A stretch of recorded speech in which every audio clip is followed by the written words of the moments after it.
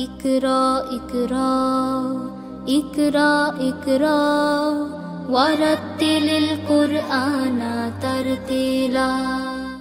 আসসালামু আলাইকুম ওয়া রাহমাতুল্লাহি ওয়া বারাকাতুহু। ইন্নাল হামদালিল্লাহ ওয়াস সালাতু ওয়াস সালামু আলা রাসূলিল্লাহ ওয়া আলা আলিহি ওয়া আসহাবিহি ওয়া মান ওয়ালা ওয়া বা'দ।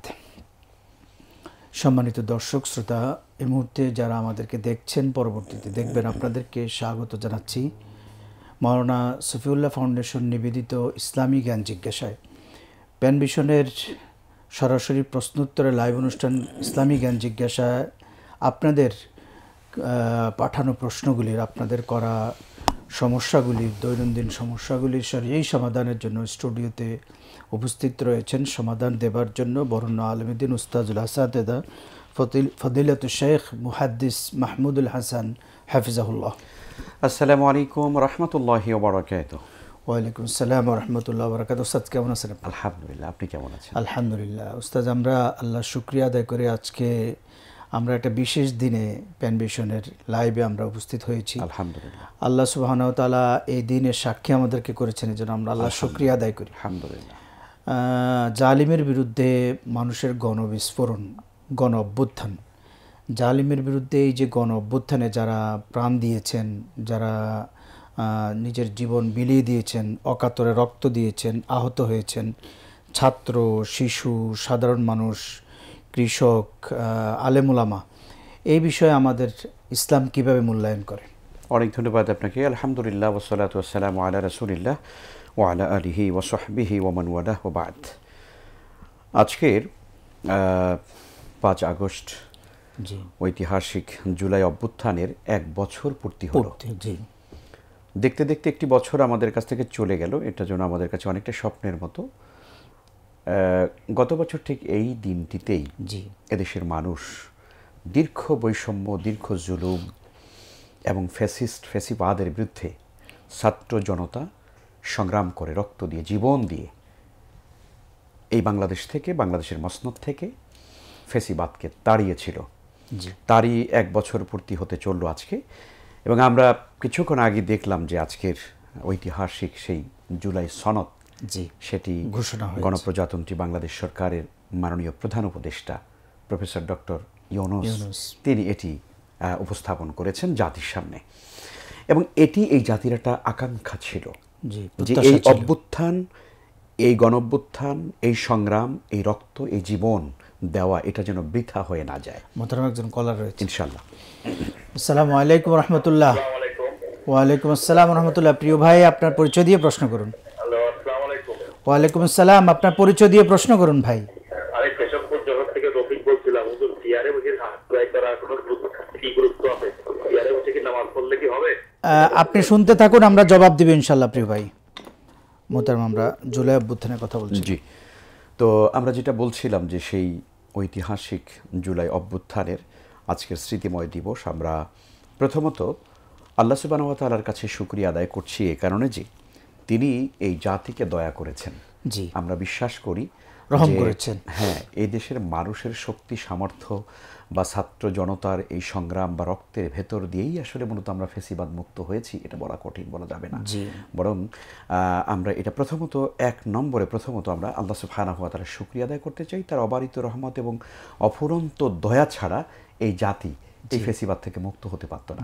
এই জন্য আল্লাহ তাআলার দরবারে শুকরিয়া আদায় করি। 2 নম্বরে হচ্ছে যে সকল ছাত্র জনতা তারা জীবন দিয়েছেন। আমরা দেখেছি একেবারে সেই মাসুম শিশু থেকে শুরু করে একটি মাসুম শিশু ঘরের ভিতরে ছিল, জানলার পাশে এসে, কিন্তু সেখানে ছাদে ছিল, হেলিকপ্টার থেকে গুলি করা হয়েছে, পুলিশ গুলি করেছে, সেই গুলি তার গায়ে বিদ্ধ হয়ে শহীদ হয়েছে। আমরা সর্বস্তরের ছাত্র জনতা যারা জীবন দিয়েছেন, রক্ত দিয়েছেন, আহত হয়েছেন, পঙ্গুত্ব বরণ করেছেন, আমরা সবার জন্য আল্লাহ সুবহানাহু ওয়া তাআলার কাছে দোয়া করি, শহীদদের জন্য দোয়া করি, আল্লাহ তাআলা তাদেরকে শাহাদাতের দরজা দান করেন। এবং যারা আহত হয়েছেন, এখনও যারা পঙ্গুত্ব বরণ করেছেন, হাসপাতালের বেডে আছেন, আল্লাহর কাছে দোয়া করি তাদের জন্য, আল্লাহ যেন তাদেরকে সুস্থতা দান করেন। যেমনটা আপনি বলেছিলেন, মূল কোশ্চেন যেটি, সেটি হলো যে এই যে অগণিত মানুষ ছাত্র জনতা জীবন দিয়েছে একটি ফ্যাসিবাদের বিরুদ্ধে, এদেশের মানুষের উপরে প্রায় 16-17 বছর পর্যন্ত যে জুলুম হয়েছে, মানুষ তার মৌলিক অধিকার থেকে বঞ্চিত হয়েছে, কোন ধর্মের মানুষ, শুধু মুসলিম নয়, কোন একটি দলের মানুষ নয় যে একটা দলের মানুষ এখানে নিপীড়িত হয়েছে, সকল ধর্মের, সকল বিশ্বাসের, সকল চেতনার এদেশের প্রতিটি নাগরিক কোনো না কোনোভাবে সাফারিং করছিল। এই যে একটি গণবিস্ফোরণ হয়েছে এই অন্যায়ের বিরুদ্ধে, জুলুমের বিরুদ্ধে, এই অনাচারের বিরুদ্ধে, তো আমরা মনে করি যে এর বিরুদ্ধে যুদ্ধ করতে গিয়ে, সংগ্রাম করতে গিয়ে, অভ্যুত্থান করতে গিয়ে যারা জীবন দিয়েছেন, ইসলামী শরিয়া তাদের ব্যাপারে পরিষ্কার হলো যে তারা যদি সত্যিকারে মুসলমান হয়, ঈমান থাকে, আল্লাহর কাছে তারা শাহাদাতের দরজা পাবেন। কারণ হাদিসে রয়েছে মান কুতিলা দুনা মালিহি ফাহুয়া শাহীদ ওয়া মান কুতিলা দুনা দীনিহি ফাহুয়া শাহীদ ওয়া মান কুতিলা দুনা মালিহি ফাহুয়া শাহীদ। কোন ব্যক্তি যদি তার সম্পদ রক্ষার জন্য, জীবন রক্ষার জন্য, দেশ মাতৃকা রক্ষার জন্য সে যদি জীবন দেয়, তাহলে ইসলাম তাকে শাহাদাতের মর্যাদা হিসাবে দেয় এবং সে শহীদ হিসাবে পরিগণিত হবে। মোহতারাম, অনেক শুকরিয়া। বিষয়টা অত্যন্ত জীবন ঘনিষ্ঠ এবং বলা যায় যে আজকের যারা আমরা এখন যাদের কারণে আমরা এখানে বসে আছি, আমরা তাদের জন্য এখান থেকেও আমরা দোয়া করতে চাই আল্লাহ সুবহানাহু ওয়া তাআলা, যারা এখন বেঁচে আছে, খুব কষ্টে দিনাতিপাত করছে, আহত, আল্লাহ সুবহানাহু ওয়া তাআলা আপনি যেভাবে দোয়া করেছেন তাদেরকে যেন আল্লাহ সুবহানাহু ওয়া তাআলা পুষিয়ে দেন এবং পরিবারকে ধৈর্য ধরার তৌফিক দান করেন, তাড়াতাড়ি যেন আল্লাহ তাদেরকে সুস্থ করে দেন। আমিন। মোহতারাম, আমাদের ভাই প্রশ্ন করেছেন চেয়ারে বসে সালাত আদায় করা যাবে কিনা? অনেক ধন্যবাদ। খুব জীবন ঘনিষ্ঠ প্রশ্ন এবং এই প্রশ্নের মুখোমুখি আমরা সব সময় হয়ে থাকি, কারণ এখন প্রায় মসজিদের ভেতরে আমরা আসলে চেয়ারের ব্যবহার দেখি। মূল ব্যাপার হচ্ছে শর্ট, এটার উত্তরটা খুব সহজ। প্রথমত একটু বলে নিই হাদিসের মধ্যে কি এসছে। রাসূল সাল্লাল্লাহু আলাইহি ওয়াসাল্লাম বলেছেন সল্লি কায়েমা, তুমি দাঁড়িয়ে নামাজ পড়ো। ফাইল্লাম তাস্তাতি, যদি দাঁড়াবার সক্ষমতা তোমার না থাকে, ফাকায়দান, তাহলে বসে পড়ো। সেটির সক্ষমতা তোমার যদি না থাকে, ফাআলা দামবিন, শুয়ে পড়ো।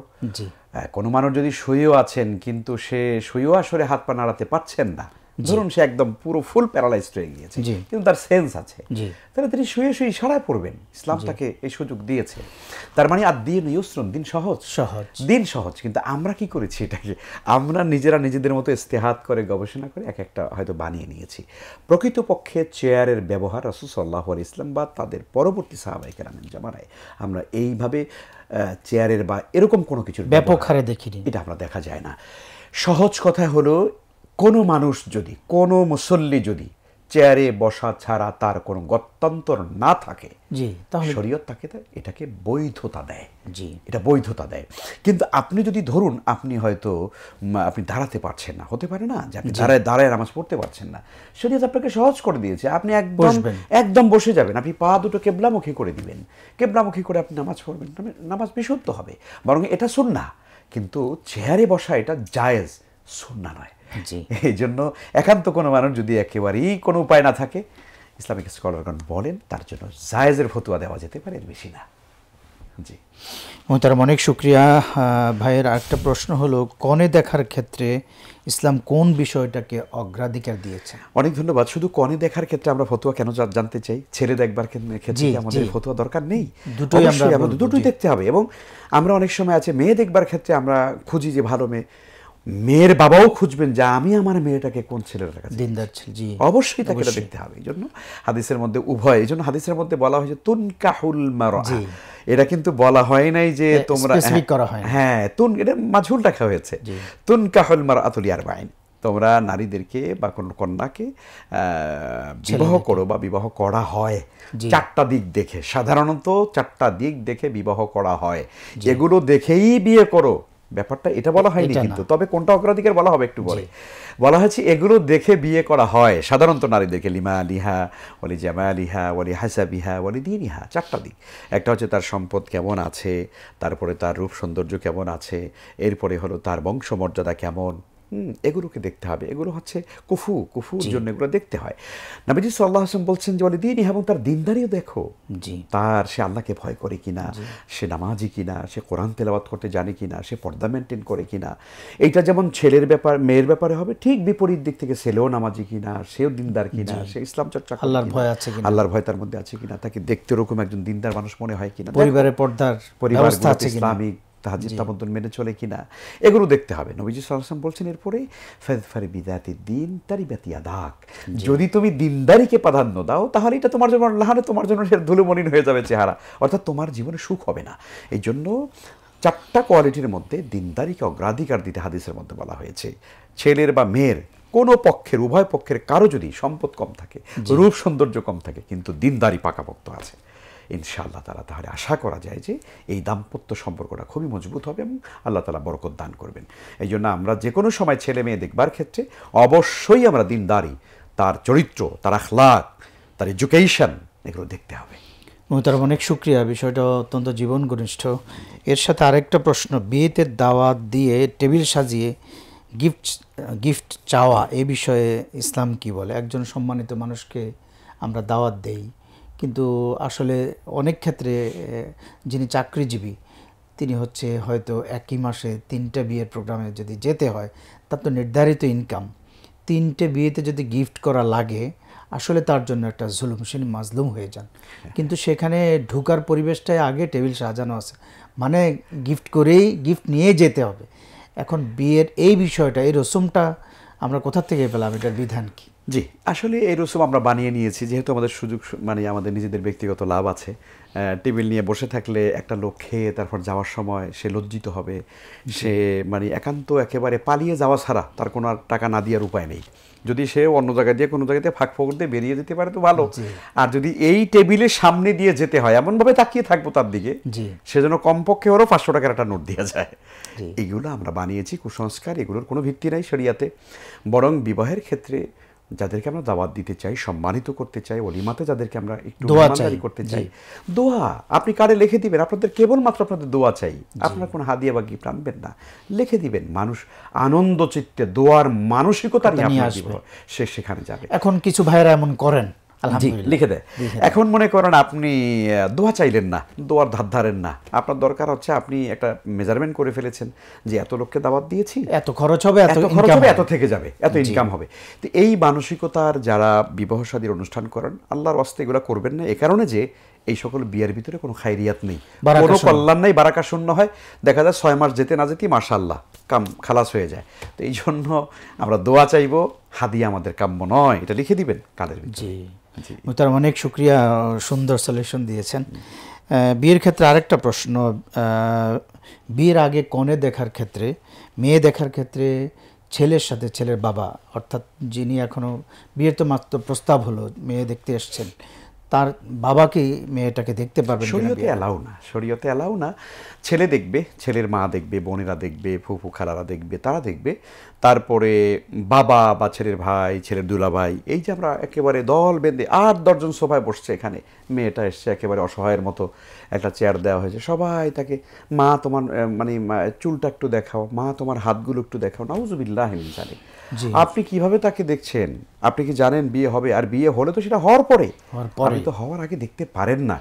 এবং এই মেয়ে দেখবার ক্ষেত্রে শরিয়ার এই লঙ্ঘন করবার কারণে আমাদের সমাজের অধিকাংশ বিয়ের ভিতরে বরকত থাকে, পরবর্তীতে এগুলো আসলে একেবারেই হয়ে যায়। এবং যেই শ্বশুর তার ছেলের বউকে এভাবে সম্মান দেবে যে আমার দেখার দরকার নেই, আমার ছেলেই যথেষ্ট, আমার ছেলে দেখবে, হ্যাঁ ঠিক আছে, আপনার পক্ষ থেকে যদি একটা মানে কনফার্মেশন দরকার হয়, আপনার স্ত্রী আছে, অর্থাৎ ছেলের মা আছে, সে যাবে, সে দেখবে, তাকে যেভাবে দেখা দরকার দেখবে।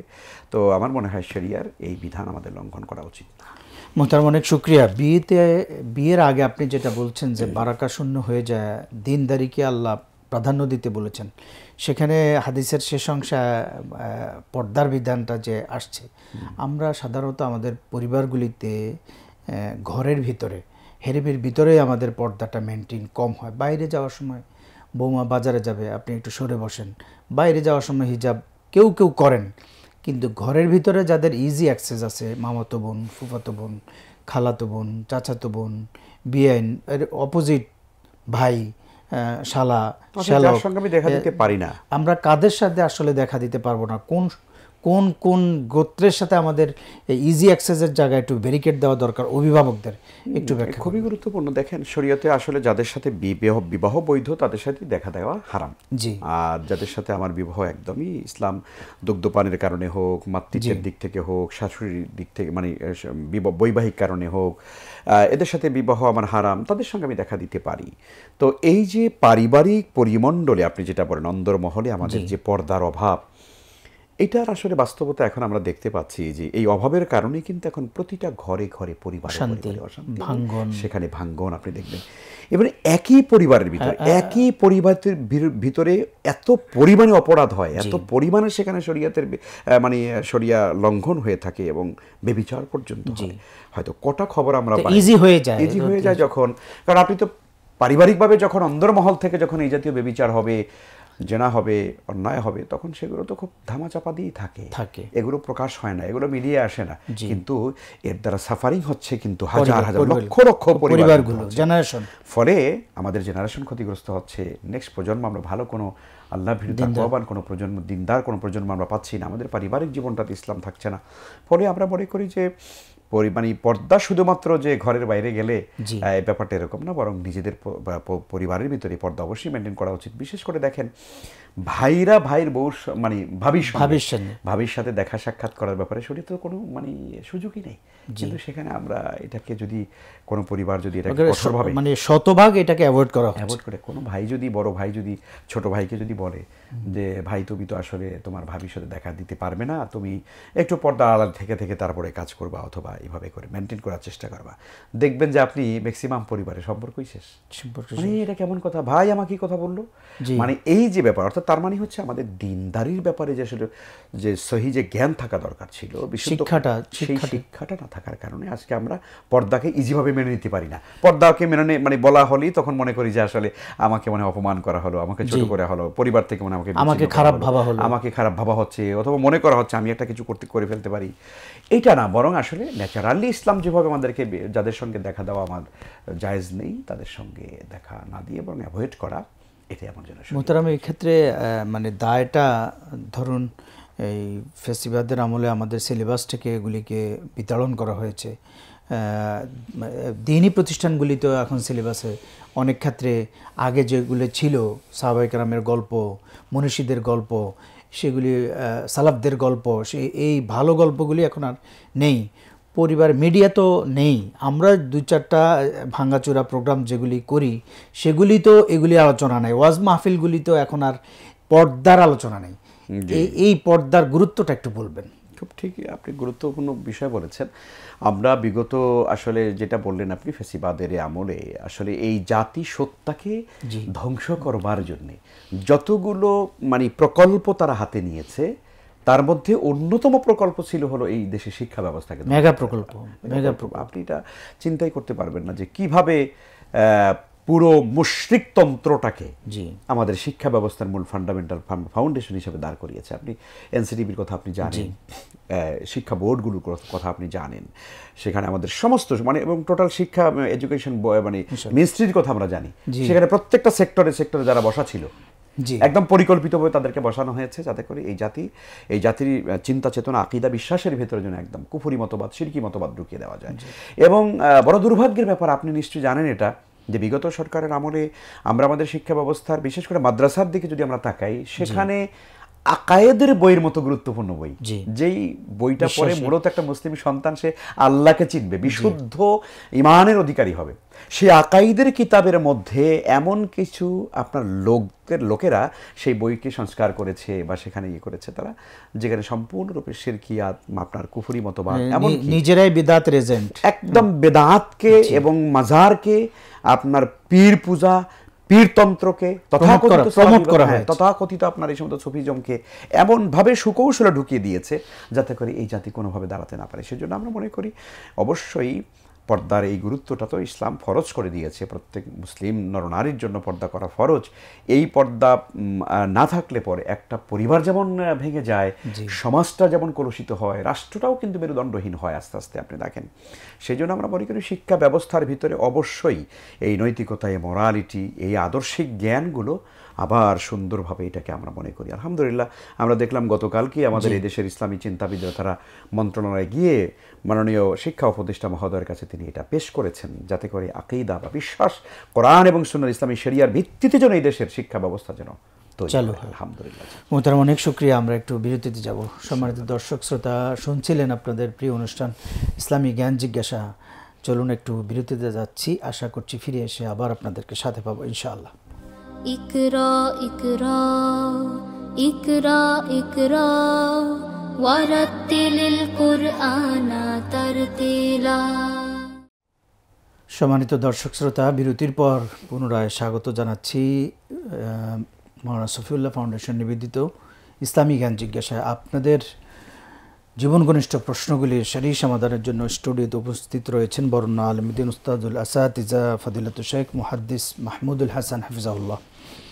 মোহতারাম, আমরা গুরুত্বপূর্ণ একটা প্রশ্ন ছিল আমাদের, জুলাই পরবর্তী এই স্বাধীন বাংলাদেশে জুলাইয়ের এই প্রেক্ষাপট, জুলাইয়ের এই অর্জনকে ধরে রাখার ক্ষেত্রে ঐক্যের প্রয়োজনীয়তা, সেটা দেশপ্রেমিক জনতা, ইমানদার জনতা, আমরা যারা তৌহিদিবাদী জনতা, তাদের এই ঐক্যের প্রয়োজনীয়তার একটু ব্যাখ্যা করুন। অনেক গুরুত্বপূর্ণ একটি বিষয় আপনি নিয়ে এসেছেন।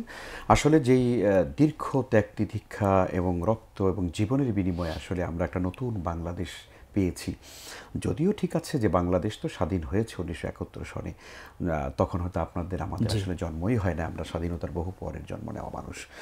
সেই চেতনার ইতিহাসের কথা আমরা জানি, কিন্তু বাংলাদেশ 1971 সনে আমরা জানি যে পশ্চিম পাকিস্তানিদের কাছ থেকে যে স্বাধীনতা পেয়েছিল, সেটার যে চেতনাটা ছিল, সেটার যে আদর্শ ছিল, সেটার যে আইডিওলজিটা ছিল, আমরা দেখেছি স্বাধীনতার 54 বছরও কিন্তু সেই জায়গায় কিন্তু জাতি পৌঁছাতে পারে না। বরং এই 54 বছরে যারাই যখন ক্ষমতায় ছিল, এদের শাসন করেছে, তারা মূলত এই জাতির উপরে শাসনের নামে শোষণ এবং জাতির উপরে দুঃশাসন তারা চাপিয়ে দিয়েছে, যার বাস্তব নমুনা আজকের এই একেবারে তলাবিহীন বাংলাদেশ। ফলে নতুনভাবে এই জাতি যখন আবার এই দেশকে স্বাধীন করবার চেষ্টা করেছে এবং আলহামদুলিল্লাহ আল্লাহর মেহেরবানিতে 24শে গণঅভ্যুত্থান হয়েছে, এই সফলভাবে আল্লাহ তাআলা এই জাতিটাকে আবার একটা স্বাধীনতার স্বাদ আস্বাদন করিয়েছেন। এখন সেই স্বাধীনতার 24শের গণঅভ্যুত্থানের চেতনাকে যদি আমরা এস্টাবলিশ করতে চাই, এটাকে যদি আমরা প্রতিষ্ঠিত করে এই জাতিকে সেই চেতনার উপর যদি আমরা ধারণ করাতে চাই, তাহলে তো আমাদেরকে আদর্শের জায়গাতে সকল পুরো জাতিটাকে কিন্তু আমাদের ঐক্যবদ্ধ হতে হবে। দেখেন, আমি একটা বলি যে 24শের গণ অভ্যুত্থান এটা কোনো একক কোনো ইসলামী দলের নয়, এককভাবে কোনো মানে ইমাম আলেমদের নয়, এককভাবে কোনো গোষ্ঠীর নয়, এটা পুরো জাতির একটা অর্জন।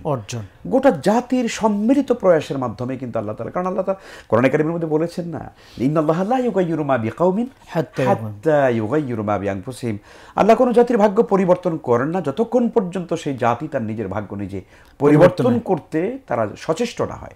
ফলে আমি বিশ্বাস করি কোরআনে কারীমের আয়াতে কারিমার কারণে যে জাতি তার নিজেদের জীবন ভাগ্য পরিবর্তন করবার ব্যাপারে তারা সচেষ্ট হয়েছে, হওয়ার কারণেই আল্লাহ তাআলা ফেসিবাদ মুক্ত করে এই জুলাই অভ্যুত্থান আমাদেরকে উপহার দিয়েছে। এখন এই অভ্যুত্থানের, যে কোনো পৃথিবীর সকল অভ্যুত্থানের পরেরই একটি ইতিহাস আছে, সেই অভ্যুত্থানকে ভিন্ন খাতে এটাকে প্রবাহিত করার সমূহ চেষ্টা চলে, ষড়যন্ত্র চলে, এবং সেই ষড়যন্ত্র শুধুমাত্র বিদেশিরা করে ব্যাপারটা এরকম নয়। বিদেশিরা বা আধিপত্যবাদীরা সেই ষড়যন্ত্রকে বাস্তবায়ন করবার জন্য দেশীয় লোকদেরকে তারা ভাড়া করে, পতিত সরকার যারা আছে তাদের লেগে থাকে। এবং আপনি দেখবেন যে এই এজেন্ডা বাস্তবায়ন করবার জন্য পরিষ্কারভাবে একদম দিবালোকের মতো সত্য 24শের গণঅভ্যুত্থানের এই চেতনাকে, এই আদর্শকে, এই আইডিওলজিকে, এই বিজয়কে নস্যাৎ করবার জন্যে আমরা দেখি যে একটা পরিষ্কার একটা গোষ্ঠী কিন্তু কাজ করে যাচ্ছে। এবং এই গোষ্ঠীর মধ্যে আপনি ছোট ছোট ছোট ছোট গ্রুপ আপনি দেখবেন, তাদের মধ্যে আপনি একটা বড় অংশ দেখবেন যারা কিন্তু লেবাসে সুরতে তারা কিন্তু আলেম নামধারী, তারা কিন্তু আপনার ওই বাতিলের এবং ওই ফ্যাসিস্টদের কিরণক হিসাবেই তারা কিন্তু তাদের এই এজেন্ডা বাস্তবায়ন করে যাচ্ছে। না হলে এই 24শের গণঅভ্যুত্থানের এই এক বছরের পরে আজকে যেতে না জাতি গোটা জাতি যেখানে আজকে আনন্দে আত্মহারা হয়ে তারা আজকে জাতি আজকে জুলাই সনদ যেখানে শুনছে, সেখানে আপনি লেবাস তরিকা লাগিয়ে একেবারে লম্বা জুব্বা টুপিওয়ালা একজন মানুষ, আপনি সম্মানিত মানুষ, আপনি সম্মানিত, আপনাকে সম্মান করতে চাই আমরা, কিন্তু আপনার মুখের ভিতরে এই ধরনের ফতোয়াবাজি কোত্থেকে আসে? তো আমরা বুঝতেই পারি যে আসলে আপনারা প্রিপেইড হয়ে গিয়েছেন, আপনাদেরকে পেইড করে মূলত এই কথাগুলো বলানো হয়। আপনি বলেন না, এটা আমরা জানি, আপনি বলেন না, কারণ ওই যে ছোটবেলাতে আমরা শুনতাম, দেখিনি আমরা কোনোদিন, যে পুতুল নাচের খেলা হয়, তো রশি তো আসলে অন্য জায়গায়, রশি তো পর্দার আড়ালে থেকে থেকে টানা হয় আর পুতুলটা এখানে নাচতে থাকে। মূলত আপনারা বলেন না, আপনারা ইসলামী আন্দোলন, ইসলামী ব্যক্তিত্ব এবং বাংলাদেশের এই উপমহাদেশের বৃহত্তর ইসলামী আন্দোলনের বিরুদ্ধে আপনাদের যে চলমান, যে অতীত থেকে আপনাদের চলমান যে ফতোয়াবাজি, এই ফতোয়াবাজির পেছনে কিন্তু আমরা ওই রকমই নাটাইয়ের সুইয়ের মতো, আপনারা সুই অন্য, আপনার কী বলে, সুতা অন্য জায়গায়, সুতা ধরে টান দেওয়া হয় আর আপনারা এখান থেকে নাচতে থাকেন। তো আমরা মনে করি যে এগুলো এই গণঅভ্যুত্থানের চেতনাকে ধ্বংস করবার জন্য এগুলো করা হচ্ছে, আরও দেশি বিদেশি নানান ষড়যন্ত্র করার জন্য।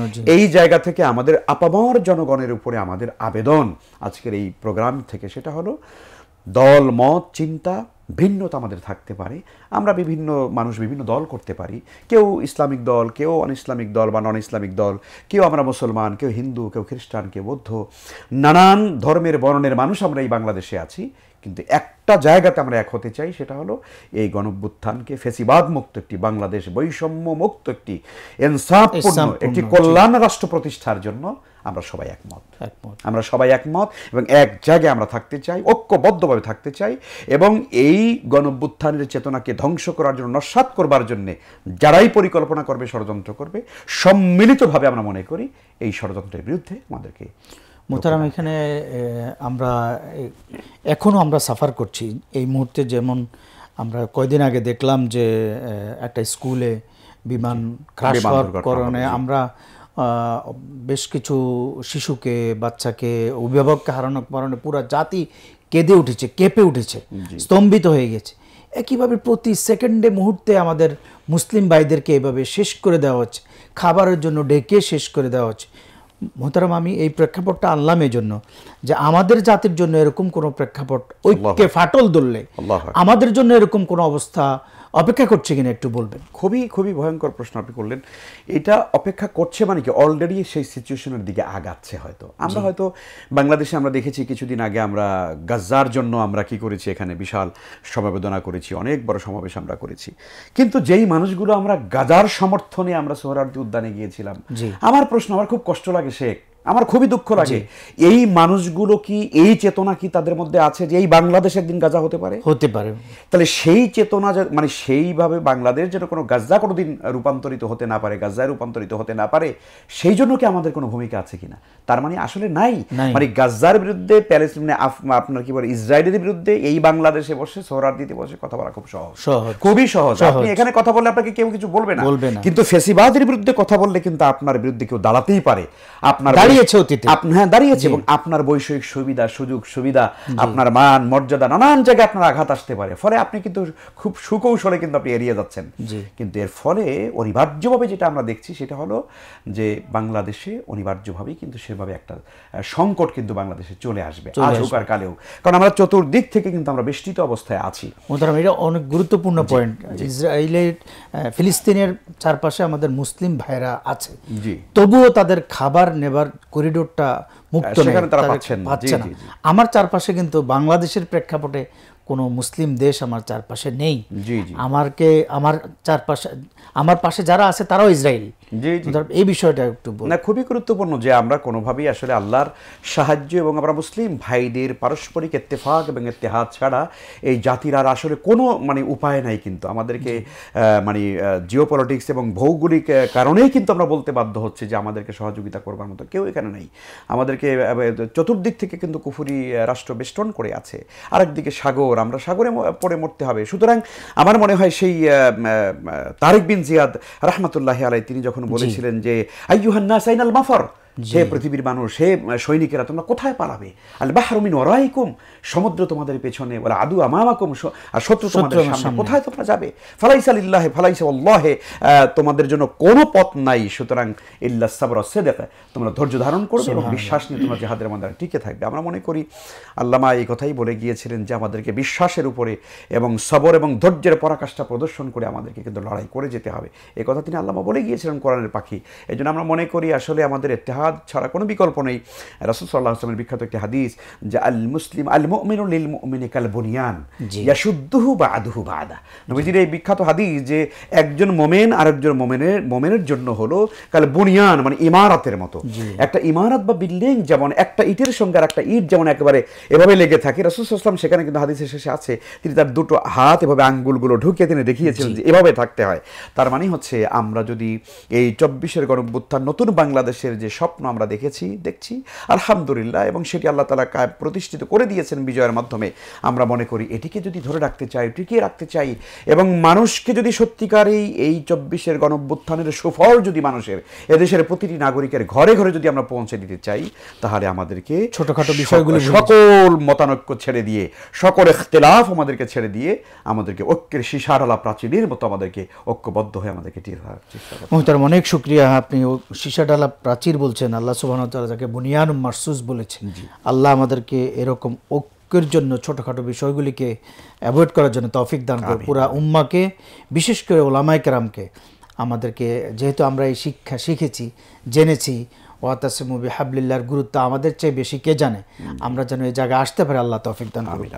মোহতারাম, 24-এর এক কর্মী, আহত কর্মী, তিনি প্রশ্ন করেছেন, মোহতারাম, আমরা যখন ময়দানে ছিলাম রক্তাক্ত অবস্থায় গত বছর এই দিনে আমরা অনেক সালাত পড়তে পারিনি, আমাদের সেই সালাতগুলির বিধান কি হবে? অনেক ধন্যবাদ আপনাকে। ঠিক এভাবে একটা হাদিস রাসূল সাল্লাল্লাহু আলাইহি ওয়াসাল্লামের জীবনে আছে। নবী সাল্লাল্লাহু আলাইহি ওয়াসাল্লাম কোনো এক যুদ্ধের ময়দানে, খায়বার বা খন্দকের কোনো এক যুদ্ধের ময়দানে তিনি কন্টিনিউ কয়েক ওয়াক্ত নামাজ তার কাজা হয়ে গিয়েছিল, তাই না? আমরা জানি, সিরাতে এগুলো আছে। তো কাজী জিহাদের ময়দানে, যুদ্ধের ময়দানে, যেখানে জীবন মরণের যেখানে মানে লড়াই চলছে, যেখানে সংগ্রাম চলছে, সেরকম 4 তারিখে 5 তারিখে আমরা তো ঠিক একেবারে জীবনের জন্য বাসা থেকে, বাসা বাড়ি থেকে বিদায় নিয়ে অজু করে আমরা কিন্তু ঘর থেকে বের হয়েছিলাম 5 তারিখে, আজকের এই দিনটাতে আমরা ছিলাম, রাজপথে ছিলাম, আমাদের ভাইরা ছিলেন। তো ফলে এই সিচুয়েশন আমাদের জীবনে প্রত্যেকের আসছে, এবং এই সিচুয়েশন ইসলামী শরীয়তের বিধান হচ্ছে নামাজ প্রয়োজন যদি কাজা করতে হয়, কাজা হয়ে যাবে, কোনো অসুবিধা নেই, কোনো অসুবিধা নেই, যদি পড়বার কোনো সিচুয়েশন না থাকে। তবে হ্যাঁ, যুদ্ধের ময়দানে নামাজের আলাদা বিধান আছে কোরআন কারীমের মধ্যে, এক গ্রুপ পড়বে, এক গ্রুপ পাহারা দেবে, তারা আবার যাবে, তারা আবার আসবে, বিধান আছে। কিন্তু সেরকম কোনোভাবেই যদি আপনি নামাজ যদি পড়তে না পারেন, কাজা হয়ে যায়, ইনশাল্লাহ তারা পরবর্তীতে অবশ্যই এটা কন্টিনিউভাবে আপনি সিরিয়ালি কাজা করে নিলেই ইনশাল্লাহ আদায় হয়ে যাবে। মোহতারাম, অনেক শুকরিয়া। অত্যন্ত জীবন ঘনিষ্ঠ এবং খুব খুব বেশি সমসাময়িক প্রশ্নটি ছিল। সে নিজেই যোদ্ধা, আমাদের ছাত্র ভাইয়েরা, অসংখ্য ছাত্র ভাইয়েরা এরকম যোদ্ধা ছিল, আল্লাহ তাদেরকে সুস্থ হবার তৌফিক দিন। মোহতারাম, কেনাকাটার ক্ষেত্রে প্রশ্ন খুবই গুরুত্বপূর্ণ, এটাও জীবন ঘনিষ্ঠ। আমরা ফ্যাসিস্টের আমলে দেখেছি 1 টাকার জিনিস 70,000 টাকা পর্যন্ত ভাউচার হওয়া। কেনাকাটা, অফিসিয়াল কেনাকাটার ক্ষেত্রে, রাষ্ট্রীয় কেনাকাটার ক্ষেত্রে ভাউচারে যে দুর্নীতি করা হয়, 10 টাকার জিনিসকে 5 লাখ টাকা দেখানো হয়, এই বিষয়ে তার পরিণতি, পরকালীন পরিণতি, তার শাস্তি একটু বলুন। খুব ভয়ঙ্কর, হারাম, একবার কবিরা গুনাহ। রাষ্ট্রের, জনগণের, মানুষের টাকা যে মানে নানান রকমের ফন্দি ফিকির করে, এই ফন্দি ফিকিরের একটা সুরত হলো এটা, কেনাকাটা করতে গিয়ে সেখানে ভাউচার করা হয় একরকম, বাস্তব খরচ হলো আরেক রকম। তো এইভাবে করে যারা হারামভাবে সম্পদ ইনকাম করে, মনে রাখা দরকার সেই ভয়ঙ্কর মানে কঠিন হাদিসটা। রাসূল সাল্লাল্লাহু আলাইহি ওয়াসাল্লাম বলেছেন, লা তাযালু কদামা ইবনি আদম হাত্তা ইউসাল আন খামসিন, যে 5টি প্রশ্নের জবাব না দেওয়া পর্যন্ত কাল কিয়ামতের ময়দানে, কঠিন মুসিবতের সময়, যেদিন মানুষের কোনো ছায়া থাকবে না মাথার উপরে, আল্লাহু আকবার, আল্লাহু আকবার, সেদিন আল্লাহর আরশের ছায়া ব্যতীত কোনো ছায়া থাকবে না, পায়ের নিচে হবে তামার জমিন, মাথার উপরে থাকবে সূর্য। এমন কঠিন সময় আল্লাহ তাআলা প্রত্যেকটা মানুষকে ফারদা এককভাবে ইন্ডিভিজুয়াল আল্লাহ তাআলা একটা মানুষকে ধরবেন। ব্যাপারটা এরকম না যে চেটিয়ার এক ময়দানের মধ্যে বলবেন যে তোমরা কারা ভালো মানুষ ছিল হাত তোলো, যাও তোমরা সবাই জান্নাতে চলে যাও, তোমরা কারা খারাপ মানুষ ছিল এদিকে যাও, না, এটা করা হবে না। ইন্ডিভিজুয়াল একটা ইন্টারভিউ বোর্ডে যেমন এক একজন করে আলাদা আলাদা জিজ্ঞেস করা হয়, কোরআন কারীমের মধ্যে আসছে যে আল্লাহ তাআলা প্রত্যেকটা মানুষকে আলাদা আলাদা জিজ্ঞেস করলেন। হ্যাঁ, ফরদা। এবং আল্লাহ রাব্বুল আলামিন সেই দিন বলছেন 5টি প্রশ্নের জবাব না দেওয়া পর্যন্ত আল্লাহ কাউকে ছাড়বেন না। তার মধ্যে অন্যতম প্রশ্ন হলো অর্থনৈতিক প্রশ্ন। পাঁচটি প্রশ্নের মধ্যে প্রথম হলো লা তাজালু কদামা ইবনি আদম হাত্তা ইউসাল আন খামসিন আন উমরিহি ফিমা আফনা ওয়া আন শাবাবিহি ফিমা আবলা ওয়া আন মালিহি মিন আইনা ইকতাসাবা ওয়া ফিমা আনফাকা ওয়া মাযা আমিলা ফিমা আলিমা। অর্থাৎ তোমার জীবন কোথায় ব্যয় করেছো, যৌবন কোথায় ব্যয় করেছো, সম্পদ কিভাবে আর্ন করেছো, সম্পদ কোথায় ব্যয় করেছো, এবং তুমি যতটুকু জেনেছো দিন এলেম কতটুকু আমল করেছো। এই পাঁচটি প্রশ্নের জবাবের মধ্যে আমরা দেখি দুটোই অর্থনৈতিক প্রশ্ন। একটা হলো কিভাবে আয় করেছো এবং কিভাবে ব্যয় করেছো। তার মানে হচ্ছে শুধু নামাজ রোজা করব আর মানে রমজান আসলে পরে শেষ 10 দিন একেবারে রিয়াজুল জান্নার ভিতরে গিয়ে ইতিকাফ করব, মানে হাজরে আসওয়াদ ধরে চুম্বন করে একদম ধরে থাকবো, কিন্তু আমার টাকা হারাম, আমার অবৈধ টাকা। এই জন্য সহিহ ইবনে হিব্বানের ভিতরে বিখ্যাত হাদিস এসেছে, নবীজি সাল্লাল্লাহু আলাইহি ওয়াসাল্লাম বলেছেন যে মান জামা আমালান হারামান সুম্মা তাসাদ্দাকা বি লাম ইয়াকুন লাহু আজরুন। একদম পরিষ্কার ফতোয়া, কোন মানুষ হারাম টাকা কামাই করেছে, সেই টাকা দিয়ে ইবাদত করেছে, খেয়েছে, দান করেছে, হজ করেছে, উমরা করেছে, মসজিদের এসি কিনে দিয়েছে, মোটা মোটা যায় নামাজ কিনে দিয়েছে, মসজিদ করেছে, মসজিদ করেছে, এতিমখানা করেছে, রাসূল সাল্লাল্লাহু আলাইহি ওয়াসাল্লাম বলেছেন যে লাম ইয়াকুন লাহু আজরুন, এক বিন্দু আমল মানে উজরত আল্লাহ তাআলা তার জন্য রাখেননি, তার কোনো সওয়াব হবে না। এই জন্য ইন্নাল্লাহা তাইয়্যিবুন লা ইয়াকবালু ইল্লা তাইয়্যিবা, আল্লাহ তাআলা পবিত্র এবং পবিত্র ছাড়া কোনো জিনিস গ্রহণ করেন না। কোন মানুষ যখন হারাম ইনকাম করে, এইভাবে মানে ফন্দি ফিকির করে, তখন তার কোনো ইবাদত আল্লাহর কাছে কবুল হয় না। ভয়ঙ্কর ব্যাপার। সে নিজে জাহান্নামে যেতে হবে, কাল কিয়ামতের দিনে পাওনা মানুষদেরকে বুঝিয়ে দিতে হবে। রাসূল সাল্লাল্লাহু আলাইহি ওয়াসাল্লামের বিখ্যাত হাদিস যে সবাইকে পাবে কোথায়, লক্ষ জনতার হক। এই নবীজি জিজ্ঞেস করতেন মানিল মুফলিস, বলতে পারো মুফলিস কে? এই লম্বা হাদিস। তখন নবী সাল্লাল্লাহু আলাইহি ওয়াসাল্লাম বলছেন আমাদের মধ্যে মুফলিস হলো আল মুফলিসু ফিনা মান লা দিরহাম হুয়া ওয়ালা মাতা, যার টাকা পয়সা খাবার দাবার নাই সে মুফলিস। না না, তার কথা বলিনি। তখন নবীজি বললেন কাল কিয়ামতের ময়দানে এমন ব্যক্তিকে আনা হবে, অনেক নামাজ রোজা করেছে, হজ যাকাত করেছে, কিন্তু ওয়াদরাবা হাদা ওয়া আকালা মালা হাযা, এরকম মানুষের সম্পদ খেয়েছে, মানুষকে মেরেছে, সাফাকা দামা হাযা, মানুষের রক্তপাত করেছে। তো এইরকম কাজগুলো যারা করবে কিয়ামতের দিন আল্লাহ রাব্বুল আলামিন তাদেরকে কত্তুরি হাফিন নার, একেবারে নিক্ষিপ্ত করে দিবেন জাহান্নামের ভিতরে, তার কোনো সওয়াবই আর কাজে আসবে না। এবং এই জাতীয় মানুষেরা যতই ইবাদত বন্দেগী করুক, আমরা দেখি যে কিছু এরকম মানুষ আছে দাড়িওয়ালা মাশাআল্লাহ, কপালে মোটা দাগ পড়ে গেছে কারো, কিন্তু তিনি ঘুষ ছাড়া ফাইল ছাড়েন না। তো উনি মনে করছে যে এটা মনে হয় আল্লাহ তাআলা, আমি যদি ক্রস ম্যাচিং করি, অর্থাৎ কিছু হারামও খাইলাম আর ইবাদতও করলাম, তাহলে এটা দিয়ে প্লাস মাইনাস হয়ে যাবে। অথচ রাসূল সাল্লাল্লাহু আলাইহি ওয়াসাল্লাম বলেছেন ওয়া মাতআমুহু হারাম ওয়া মাশরাবুহু হারাম ওয়া মালবাসুহু হারাম ওয়া গুযিয়া বিল হারাম সে যা খেয়েছে হারাম, পান করেছে হারাম, যা পরিধান করেছে হারাম, গোটা জীবনটা হচ্ছে হারামের উপরে, কি করে তার দোয়া আল্লাহর কাছে কবুল হবে? ফলে হারাম দিয়ে কোনো ইবাদত বন্দেগী করলে যেমন কবুল হয় না, ব্যক্তিকে জাহান্নামে যেতে হয়, আল্লাহর কাছে মুখোমুখি হতে হয়। সুতরাং এই কাজ আমরা করব না। আল্লাহ সুবহানাহু ওয়া তাআলা আমাদেরকে তৌফিক দান করে অত্যন্ত জীবন ঘনিষ্ঠ এবং গুরুত্বপূর্ণ সমসাময়িক দেশের জন্য, দেশের মানুষের জন্য, উম্মার জন্য প্রয়োজন। আমাদের সমাজটা আজকে দুর্নীতিতে ছেয়ে গেছে। দেশের সমস্যাগুলির মধ্যে প্রধানতম সমস্যা হলো দুর্নীতি, যেটাকে আমরা আদলের ইনসাফের রাষ্ট্র আমরা কায়েম করতে চাই এই বিপ্লব পরবর্তী। সেখানে আদল ইনসাফপূর্ণ রাষ্ট্র কায়েম করতে হলে আমাদেরকে এই বিষয়গুলি আলোচনায় আনতে হবে। মোহতারাম, আপনাকে অনেক মোবারকবাদ, জাযাকাল্লাহ, বারাকাল্লাহ ফি ইলমিক। বিষয়টা অত্যন্ত সুস্পষ্টভাবে সুন্দর দলিল ভিত্তিক আলোচনা করেছেন। মোহতারাম, আরেকটা বিষয় যেটা এই সাথেই জড়িত, ভাই প্রশ্ন করেছেন যে সুদ, সহজে সুদ কাকে বলে? কেউ যদি আমাদেরকে জিজ্ঞেস করে সুদ কাকে বলে, আমরা কি জবাব দেব? আসলে সুদ হলো আল ফদল রিবা, মানে যে কোনো জিনিসের বিনিময়ে যখন কোনো জিনিস নেওয়া হবে তখন তার অতিরিক্ত নিলেই সেটা সুদ হয়ে যাবে। যেমন আপনার কাছে কেউ 1 কেজি চাল চাইলো, আপনি দিলেন, তো আপনি ফেরত দেওয়ার সময় বললেন যে ভাই আমাকে 1.25 কেজি দাও, যেহেতু তুমি আমার কাছ থেকে উপকার পাইছো, অনেকদিন রাখছো। হ্যাঁ, অনেকদিন রাখছো, মানে তোমার একটু উপকার হয়েছে। তো যে কোনো জিনিস সমগোত্রীয় বিষয়গুলোকে যখনই আমরা অতিরিক্ত নেওয়ার চেষ্টা করি তখনই সেটা সুদ হয়ে যায়। তো ফলে আপনি টাকার বিনিময়ে টাকা অতিরিক্ত নেওয়া, চালের বিনিময়ে চাল অতিরিক্ত নেওয়া, স্বর্ণের বিনিময়ে স্বর্ণ অতিরিক্ত নেওয়া, কোনো কিছুকে অতিরিক্ত একটা সময়ের কারণে বেশি নেওয়া, এটাই হলো সহজে সুদের পরিচয়। মোহতারাম, অনেক শুকরিয়া। খুব সংক্ষেপে সহজে আমরা জানলাম সুদ কি। আসলে সাধারণ মানুষ যারা সুদ থেকে বাঁচতে চায় তারা জানেন না, এই জন্য সহজ প্রশ্নটা যিনি করেছেন আমরা তাকে মোবারকবাদ জানাই। তার মধ্যে দিয়ে হাজার হাজার ভাই জানবেন ইনশাআল্লাহ। মোহতারাম, দেশের আরেকটা বড় বিষয়, আলহামদুলিল্লাহ আজকের প্রশ্নগুলি খুবই জীবন ঘনিষ্ঠ। খাদ্যদ্রব্যে ভেজাল, খাদ্যে যে ভেজাল দেয় যারা, আমার অধিকার হলো আপনার কাছ থেকে আমি কোনো জিনিস কিনবো, আপনি সলিড জিনিস আমাকে দিবেন, বিশুদ্ধ জিনিস দিবেন, যথাযথ জিনিস দিবেন। সেই ক্ষেত্রে আপনি এমন রাসায়নিক জিনিস ব্যবহার করেন যে মাধ্যমে আমার জেনারেশন শেষ হয়ে যেতে পারে, ক্যান্সার আক্রান্ত হতে পারি, আমার জীবন হুমকির মুখে হতে পারে। এই যে ব্যবসায়ীরা এই কাজগুলি করেন তাদের পরিণতি কী হবে? পরিণতি ভয়ঙ্কর থেকে ভয়ঙ্কর। যারা এগুলো করছেন মূলত তারা মানব হত্যা করছেন পরিষ্কারভাবে। কারণ আমরা জানি যে হত্যা আসলে বিভিন্নভাবে হয়। প্রকাশ্যে আপনি কাউকে শ্যুট করলেন, হত্যা। তরবারি দিয়ে কাউকে মেরে ফেললেন, ছুরি মেরে দিলেন, হত্যা। কিন্তু কিছু কিছু কাজ আছে আমাদের সমাজে, কিছু কিছু অনৈতিকতা আছে, কিছু কিছু মানে জাহিলিয়াত আমাদের সমাজে, পাপাচার অনাচার রয়েছে, যেগুলো দ্বারা ডিরেক্ট হয়তো একটা মানুষকে মারা হচ্ছে না, কিন্তু প্রকারান্তরে কিন্তু এই মানুষটা আলটিমেটলি কিন্তু সে মৃত্যুর মুখের দিকে কিন্তু চলে যাচ্ছে, মৃত্যুর দিকে চলে যাচ্ছে।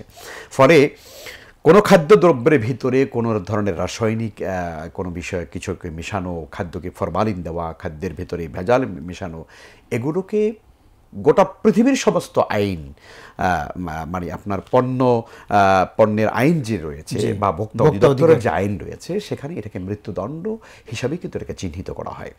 অর্থাৎ কোনো মানুষ খাদ্যের ভিতরে ভেজাল দিল, এটা সে হারাম কাজ করলো, কবিরা গুনাহ করলো এবং মানব হত্যার মতো অপরাধ সে করলো। কারণ হচ্ছে এই খাবারটা খেয়ে কোনো মানুষ ক্যান্সারে আক্রান্ত হতে পারে, এই খাবারটা খেয়ে একটা শিশু সে মারা যেতে পারে, তাই না? তো এই জন্য ইসলামী শরিয়াতে কোনো মানব হত্যা করার চাইতে তো বড় অপরাধ আর নাই। রাসূল সাল্লাল্লাহু আলাইহি কোরআনে কারীমে আল্লাহ তাআলা বলেছেন, মান কাতালা নাফসান বিগাইরি নাফসিন আও ফাসাদিন ফিল আরদ ফাকান্নামা কাতালা নাসা জামিআ। আপনি দেখেন একজন মানুষকে বাড়াবাড়ি করে মানব জাতিকে মারা, তার মানে একজন ব্যবসায়ী যখন কোনো খাদ্যদ্রব্যের ভিতরে ভেজাল দেয়, সে গোটা মানবতার বিরুদ্ধে সে অবস্থান গ্রহণ করে। আর এটি রাসূল সাল্লাল্লাহু আলাইহি ওয়াসাল্লাম বলছেন পরিষ্কারভাবে প্রতারণা, মান গাশানা ফালাইসা মিন্না, যে আমাদের সঙ্গে প্রতারণা করে এই জাতীয়, অর্থাৎ বেচাকেনার বিরুদ্ধে প্রতারণা করবে, তাই না? সে রাসূল সাল্লাল্লাহু আলাইহি ওয়াসাল্লাম তাকে একদম প্রতারক বলে চিহ্নিত করেছেন। সে আল্লাহর দুশমন, সে উম্মার দুশমন, মানবতার দুশমন। অতএব খাদ্যদ্রব্যের ভিতরে ভেজাল দেওয়া, ওজনে কম দেওয়া, এগুলো আল্লাহর গজবের কারণ। কিন্তু পৃথিবীতে বহু জাতিকে আল্লাহ তাআলা বিনাশ করে দিয়েছেন শুধুমাত্র ওজনে কম। আমাদের উম্মার মধ্যে যে আমরা আমাদের ফ্যাসিস্ট বারবার আসে, অন্যতম কারণ এগুলি। নিশ্চয়ই এই যে ফ্যাসিস্ট বা কোনো জাতির উপরে আল্লাহ তাআলা যখন কোনো জাতির নৈতিকতা এগুলো যখন একেবারে নিম্ন পর্যায়ে চলে যায়, তখন তাদেরকে শায়েস্তা করার জন্য কিন্তু আল্লাহ তাআলা ওইরকম জালিম তাদের উপর কিন্তু দিয়ে দেন। আপনি কিন্তু এটা মনে করবেন না যে ফ্যাসিস্টের অপরাধের কারণেই দেশটা এরকম হয়ে গেছে, ব্যাপারটা এরকম না। এই ফ্যাসিস্ট কেন আপনার মাথার উপরে চাপিয়ে দেওয়া হয়েছে? এটা তো গজব, এটা তো আল্লাহর পক্ষ থেকে গজব। এই ফ্যাসিজম আল্লাহর পক্ষ থেকে গজবই জাতির জন্য, যে 17টা বছর পর্যন্ত জাতি সাফারিং করেছে। এখন এইটার জন্য শুধুমাত্র আপনি এই মানে ফ্যাসিজমকেই আপনি দোষলে হবে না, আমাকেও চিন্তা করতে, আমাদেরকে শুদ্ধ হইতে হবে, আমাদেরকে রিয়ালাইজ করতে হবে যে আমরা আসলে কি, আমাদের আখলাক কেমন, আমরা ব্যবসা বাণিজ্য, নৈতিকতা, কথা বলা, লেনদেন, মানুষের আপনি কি পরিমাণ বিশৃঙ্খল একটা পরিবেশ আমাদের বাংলাদেশে। আপনি চিন্তা করতে পারবেন একটা দেশ কি এরকম হয়? আপনি রাস্তাঘাটে নামলে পরে আপনি অস্থির হয়ে পাগল হয়ে যাবেন। আপনি রাস্তায় নামলে আপনি রীতিমতো ঢাকা শহরে রাস্তায় নামলে পাগল হয়ে যাবেন আপনি, যে এই শহরে কি করে একটা মানুষ বাঁচতে পারে। এই জন্য আমার কাছে মনে পড়ে যে পৃথিবীর একজন বিখ্যাত, শুধু পৃথিবীর বিখ্যাত না, গোটা পৃথিবীর মধ্যে বিখ্যাত মুসলিম পর্যটক ইবনে বতুতা, তিনি বলেছিলেন, তিনি তো গোটা দুনিয়া ঘুরেছেন, বাংলাদেশ সম্পর্কে তার মন্তব্য ছিল, বাংলাদেশেও তিনি সফর করে গিয়েছেন। উনি বাংলাদেশের মূল্যায়ন করেছেন 2টা শব্দ দিয়ে, মাত্র 2টা শব্দ বলছেন বাংলাদেশ সম্পর্কে। উনি বলেছেন এটা নেয়ামতে পরিপূর্ণ জাহান্নাম। আল্লাহু আকবার। উনি বলেছিলেন বাংলাদেশকে নেয়ামতে পরিপূর্ণ জাহান্নাম। মানে এই জমিনের ভিতরে আল্লাহর দেওয়া অসংখ্য নিয়ামত আছে। এখানে দেখেন মৎস্য সম্পদ আছে, পানি সম্পদ আছে, বৃক্ষ সম্পদ আছে, পশু সম্পদ আছে, মানব সম্পদ আছে, সমস্ত সম্পদ দিয়ে আল্লাহ তাআলা ভরপুর করে দিয়েছেন। একটা মাটির ভিতরে সামান্য একটা বীজ পড়ে থাকলেই গাছ হয়ে যায়। পৃথিবীর কোনো মাটিতে এত উর্বরতা নাই। সুবহানাল্লাহ। এই জন্য বলছেন যে এটা নেয়ামতে পরিপূর্ণ, কিন্তু দেশটা কি? জাহান্নাম। কারণ এখানে কোনো ডিসিপ্লিন নাই, কোনো শৃঙ্খলা নাই, কোনো নীতি নৈতিকতা নাই, কোনো ভালো শাসক এই বাংলাদেশ আজও পর্যন্ত পায় নাই। মোহতারাম, অনেক শুকরিয়া, বারাকাল্লাহ ফিক। আমরা ফেসবুকে অনেকগুলি প্রশ্ন, আমরা একটু ছোট ছোট করে প্রশ্নগুলি জবাবে যাব। আসসালামু আলাইকুম। 2টি প্রশ্ন। প্রথম প্রশ্ন, বাচ্চা জন্ম নেওয়ার পর কানে আজান দেওয়া কি সহিহ হাদিসে প্রমাণিত?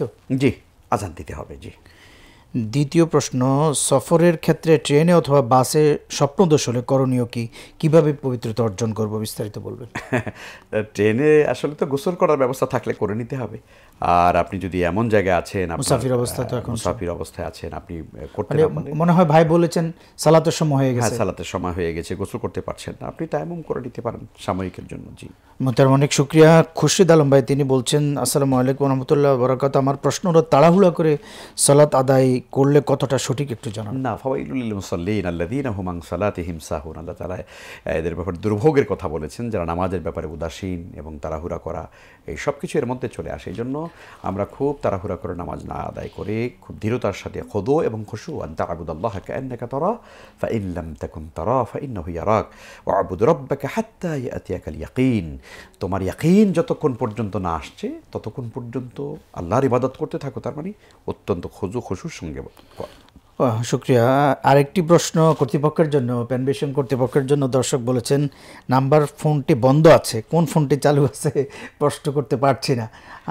আমাদের ব্যাকে যারা রয়েছেন তাদেরকে বলবো বিষয়টি একটু চেক করার জন্য ইনশাআল্লাহ। আসসালামু আলাইকুম রহমতুল্লাহ। কোনো মাসালা মতভেদ দেখা দিলে কোরআন হাদিসে আঁকড়ে ধরতে বলেছেন নবীজি। প্রশ্ন হলো, দুইটি হাদিস পাই, একটি হাদিসে আছে যে ছেলে মেয়ে কি ফাজলামু করে কবুল বললে বিয়ে হয়ে যাবে, অন্য একটি হাদিসে আছে যে মেয়ের গার্জিয়ান ছাড়া বিয়ে বাতিল বাতিল বাতিল। এখানে মাসালা কি হবে একটু বুঝিয়ে বলবেন। না, ফাজলামো করে বা ছেলে মেয়ে একে অপরকে আকাশ বাতাস সাক্ষী রেখে বিয়ে, শরিয়া এটা অ্যালাউ করে না। কারণ হচ্ছে অবশ্যই বিবাহের জন্য সাক্ষ্য থাকতে হবে, সেখানে মোহর নির্ধারণ করা ইত্যাদি অনেকগুলো প্রসিডিউর সেখানে মেনটেন করতে হয়। মানে বিয়েটাকে আমরা অনেক সময় মনে করি যে ইসলাম এত কঠোর কেন, কিসের সাক্ষী লাগবে, সাক্ষী দরকার নেই, আমি আকাশকে সাক্ষী রাখবো, পাখিকে সাক্ষী রাখবো, গরু ছাগলকে সাক্ষী রাখবো। তো গরু ছাগলকে সাক্ষী রেখে যখন আপনি বিয়ে করবেন, আপনার ওই বিয়েটা ভাঙবে আবার গরু ছাগলকে সাক্ষী রেখে। তো ইসলাম তো এটা চায় না। ইসলাম চায় হলো বিবাহটাকে মজবুত করে রশিটাকে, আকদুন মানে কি, আকদুন মানে গিরা মানে হলো জোড়া দিয়ে দেওয়া। অর্থাৎ এমন ভাবে ইসলাম চায় যে বিবাহটাকে শক্ত করে দিতে, এই বিবাহ কোনোদিন না ছুটে যায়। এই জন্য ইসলামের প্রসিডিউরটা মেনটেন করলেই আপনার কল্যাণ। ইসলাম এমন কোনো বিধান করে না যেটা দ্বারা আপনার আমার অকল্যাণ হবে। এই জন্য বিবাহটাকে ওই রকম মানে মুখে মুখে হাসতে হাসতে বিবাহ করা, তাহলে হাসতে হাসতে বিবাহ ছুটে যাবে এবং ছুটেও যায় আমাদের সমাজে। তো এই জন্য শরিয়া আসলে আমাদেরকে সাক্ষ্য রাখার ব্যাপার ইত্যাদি ইত্যাদি। এবং আমরা যে হাদিসের কথা ভাই বললেন, যে কথা ঠিক, যে মান নাকাহাত বেগাইরি ও ইজনি ওয়ালিহা ফানিকাহুহা বাতিল বাতিল বাতিল, তিনবার বলা হয়েছে।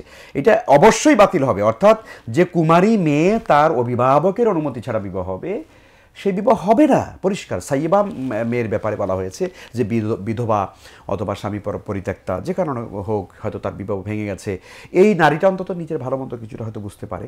শরিয়া বলেছে সে যদি রাজি থাকে, ভালো মন্দ যাচাই বাছাই করে যদি বিবাহতে রাজি হয়ে যায়, বিবাহ হবে। কিন্তু কোনো কুমারী মেয়ের বিবাহ আপনার পিতা মাতার অনুমতি ছাড়া হবে না। মোহতারাম, অনেক শুকরিয়া। আমরা সর্বশেষ প্রশ্ন, আমরা সময় ওভার হয়ে গেছে। কোনো সন্তান নাম যদি মোহাম্মদ মারিয়াম রাখা হয়, তাহলে কিয়ামতের দিন যখন মোহাম্মদ মারিয়াম আলাইসাল্লাম নাম ঘোষণা করে, মোহাম্মদ সাল্লাহ সাল্লাম মারিয়াম আলাইসাল্লামের নাম ঘোষণা করা হবে, তো ওই নামের যত মানুষ আছে সকলে দাঁড়িয়ে যাবে, তখন আল্লাহ তাআলা ওই নামের উসিলায় সকলকে মাফ করে দেবেন। এই তথ্যটা কোরআন হাদিস দ্বারা প্রমাণিত কিনা? না, ব্যাপারটা হলো আসলে, কারণ নামের সঙ্গে নাম মিললেই যে সে জান্নাতে বা মাপ পেয়ে যাবে, মাপের মানদণ্ড হিসাবে ইসলামী শরিয়া এটা বলেনি। তবে হ্যাঁ, নবী রাসূলদের এবং আমাদের সালফে সালেহিনদের নামের সঙ্গে নাম মিলিয়ে রাখাটা বারকাত, তাবারুকান বারকাতান, এটা অবশ্যই রাখতে বলা হয়েছে।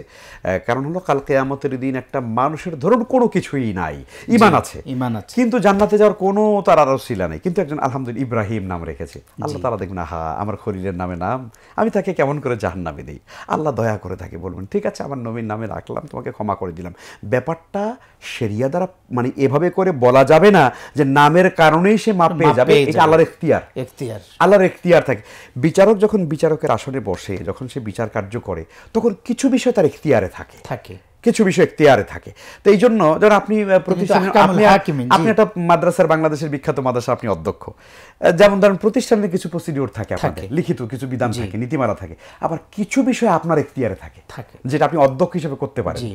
ঠিক এভাবেই কিন্তু আল্লাহ তাআলা চাইলে নামের বরকতের কারণে হয়তো আল্লাহ কাউকে ক্ষমা করে দিতে পারেন। কিন্তু ব্যাপারটা এস্টাবলিশড মানে এভাবে না যে একজন নাম আছে কিন্তু ঈমান নাই, আমল নাই, ঈমান নাই, কিছুই নাই, বাট আমি নাম রেখে বসে আছি, আল্লাহ আমাকে মাফ করে দিবে, ইব্রাহিম নবীর নামে নাম রাখছি, ইউসুফ নবীর নামে নাম রাখছি, না, এটা হবে না, এটা হওয়ার সম্ভাবনা নাই। মোহতারাম, অনেক শুকরিয়া। আজকে আমরা বলা যায় জীবন ঘনিষ্ঠ বেশ কিছু আকীদা, আমল, দেশ, জাতি নিয়ে অনেক গুরুত্বপূর্ণ বিষয় সমাধান, শরিয়া ভিত্তিক সুন্দর সমাধান, চমৎকার সমাধান পেয়েছি আপনার মধ্য দিয়ে। আল্লাহ সুবহানাহু ওয়া তাআলা আপনাকে উত্তম বারাকা দান করুন। বারাকাল্লাহু ফি ইলমিক ওয়া জুহদিক ওয়া কারামিক। আমিন। সম্মানিত দর্শক শ্রোতা, শুনছিলেন আপনাদের প্রিয় অনুষ্ঠান। আপনাদের সাথে এতক্ষণ আপনাদের জীবন ঘনিষ্ঠ প্রশ্নগুলির জবাব দিয়েছেন শেখ মাহমুদুল হাসান হাফিজাহুল্লাহ উস্তাদের জন্য আমরা দোয়া করি। আল্লাহ সুবহানাহু ওয়া তাআলা তাকে দীর্ঘ হায়াত দান করুন, হায়াতে বারাকা দান করুন, এবং এই ধরনের প্রোগ্রামগুলি আমরা আরও বেশি বেশি যাতে করতে পারি। আল্লাহ সুবহানাহু ওয়া তাআলা আমাদের এই ধরনের ওস্তাদদেরকে আরও তৌফিক দান করুন, তাদের বলাতে আল্লাহ সুবহানাহু ওয়া তাআলা বারাকা দান করুন। দর্শক শ্রোতা, আজকের যেই প্রোগ্রামগুলি আমরা, আজকের যে প্রশ্নগুলি আমরা সমাধান দিয়েছি, আমি কিভাবে আপনাদেরকে বলি, আপনারা যারা শুনছেন অবশ্যই প্রশ্নগুলি আজকের এই প্রোগ্রামটা একটু শেয়ার করবেন, ফ্যামিলিকে নিয়ে দেখবেন, বন্ধুবান্ধব যারা আছে তাদেরকে একটু দেখাবেন। আজকে জীবন ঘনিষ্ঠ অনেকগুলি বিষয় আমরা আলোচনা করেছি যেটা আমাদের জানা উচিত। আমরা আদল ইনসাফের রাষ্ট্র প্রতিষ্ঠা করতে চাই। আজকের এই লাল জুলাইয়ের এই দিনে, আজকের এই ফ্যাসিজমের মুক্তির এই দিনে, আজকে 1 বছর ফুর্তি আমাদের বিপদ থেকে, জালিমের বিপদ থেকে আল্লাহ আমাদেরকে স্বাধীনভাবে নিঃশ্বাস নেওয়া, স্বাধীনভাবে কথা বলার তৌফিক দিয়েছেন। গত বছর এই দিনেও আমরা প্যানভিশনে বসে অনেক প্রশ্নের জবাব দিতে আমাদের বুক কেঁপে উঠত। আল্লাহ যে আজকে আমাদেরকে সাহসিকতার সহিত বলার তৌফিক দিয়েছেন, আল্লাহরকে কায়েম মনোবককে আল্লাহর কাছে আমরা শুকরিয়া আদায় করছি। হামদান কাসীরান তয়্যিবান মুবারাকান ফি। প্রিয় ভাইরা, আসুন শুকরিয়া আদায় স্বরূপ আমরা ইসলামিক জ্ঞানগুলি আহরণ করি, ইসলামিক জ্ঞান বিতরণ করি। আমাদের ভেতরে তাকওয়াকে উজ্জীবিত করার জন্য আমরা পড়ি, শুনি, আলেমদের সাথে থাকি। আল্লাহ রাসূলের হাদিস অনুযায়ী কোন আলেমান আও মুতাআল্লিমান আও মুস্তামিআন আও মুত্তাবিআন, এর বাইরে গেলে আমরা শেষ হয়ে যাব। রাসূল শেষ অংশে বলেছে আমরা যেন এগুলি চর্চা করতে পারি। আল্লাহ আমাদেরকে তৌফিক দান করুন।